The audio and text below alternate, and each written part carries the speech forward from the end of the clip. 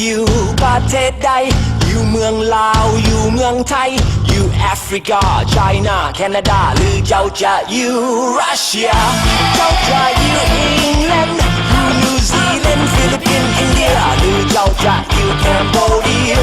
เวียดนามหรือออสเตรเลียเจ้าจะอยู่จอร์แดนฝรั่งเยอรมันหรือฟินแลนด์มาเลเซียหรืออยู่อเม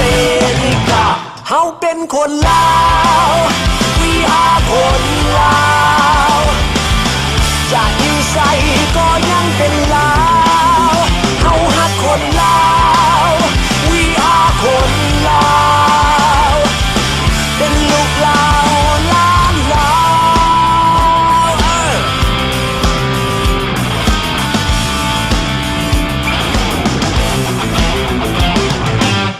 เจ้าจะเป็นแม่เฒ่าหรือเจ้าจะเป็นพ่อตู้เจ้าจะเป็นแม่ย่าท่านว่าเจ้าเป็นพ่อปู่เจ้าจะเป็นเด็กน้อยผู้ใหญ่เป็นน้องเป็นเพื่อนเป็นอายหรือเป็นแม่ห่างพ่อไม่เป็นอ้าวเป็นอาเป็นน้าเป็นลุงเจ้าจะเป็นผู้หญิงหรือเจ้าจะเป็นผู้ชายเป็นผู้บ่าวหรือผู้สาวเฮาเป็นลาวเฮาเป็นคนลา